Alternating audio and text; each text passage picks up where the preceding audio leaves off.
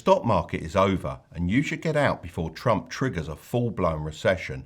That's what the mainstream media want you to think. Headlines are screaming disaster, social media is in a frenzy, and everyone is asking the same question.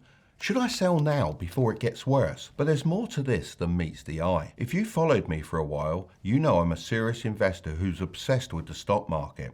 And since so many of you have started investing because of my videos, I feel a responsibility to give you my honest take on the situation. So before you panic, let's take a step back and look at the bigger picture together.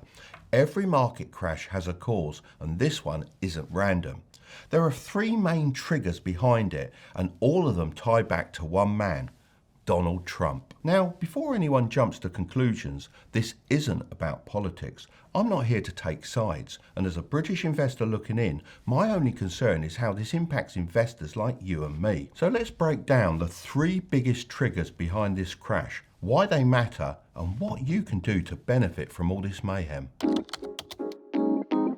Trigger one is Trump's trade war. Trump has always pitched himself as the ultimate deal maker. He's the guy who fights for American jobs and plays hardball with other countries. But the trade wars he's fighting could increase your weekly shopping bill and cause a recession. The last time the US tried this, it helped trigger the Great Depression, wiping out jobs and wrecking the economy. Now, history might be repeating itself. Stocks are already crashing, prices are rising, and if this spirals, it won't just hurt Wall Street, it'll hit you where it matters most, your bank account. Let me take you back to 1930, when I was just a boy.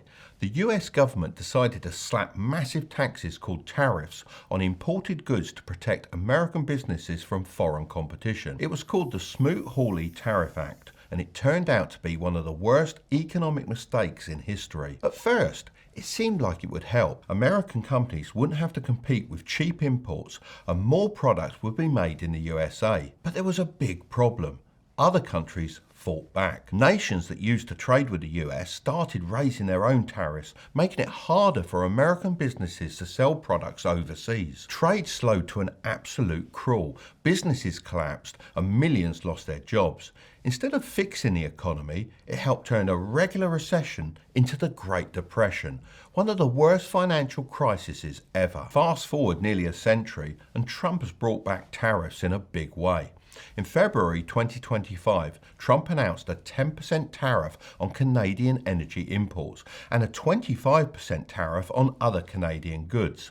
In retaliation, Canada imposed a 25% tariff on American imports. Then in March, Ontario implemented a 25% surcharge on electricity exports to the US, affecting states like New York, Michigan, and Minnesota. However, in my opinion, this was more of a symbolic move that wouldn't have seriously damaged the US economy. However, Trump didn't hold back, and instead of just brushing it off, he fired back by increasing tariffs on Canadian steel and aluminium to 50%. Unlike Canada's move, this wasn't just for show. It hit Canada's manufacturing industry hard while also driving up steel prices for American businesses that rely on imports. But why am I telling you all this?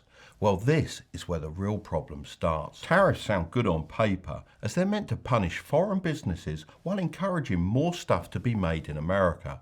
But in reality, they end up hurting regular people more than anyone else. As a business owner who manufactures products and imports from China myself, I know that when businesses are forced to pay more for materials, they don't just absorb the cost, they pass it on to their customers.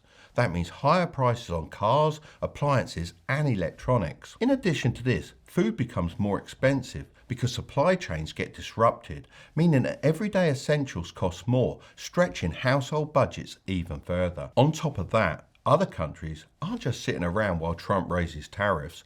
They're forming new alliances to trade without the US. China is leading the charge with the BRICS alliance, partnering with Brazil, Russia, India, and South Africa to reduce dependence on American trade. So the more the US isolates itself, the more other countries look elsewhere for business. So what's my opinion on all of this as an experienced investor? Well, if Trump goes all in on this trade war, history suggests it'll do more harm than good. While some industries might get a short-term boost, the long-term damage, such as higher prices, weaker global ties, and a slowing US economy, could far outweigh any benefits. But if I'm being completely honest, I don't think Trump actually wants high tariffs. I know that sounds crazy, but hear me out. Trump is, at his core, a businessman and a deal maker, just like me. That's why I believe he's using tariffs as a negotiation tactic, not as an end goal.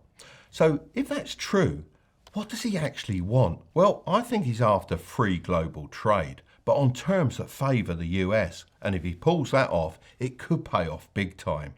However, the problem is his approach is creating massive uncertainty.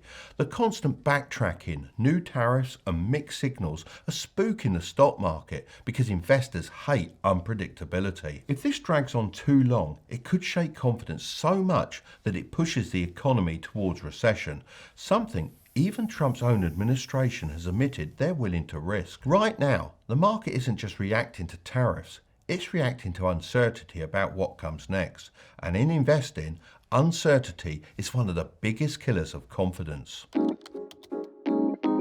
Trigger 2 is Trump's stance on NATO.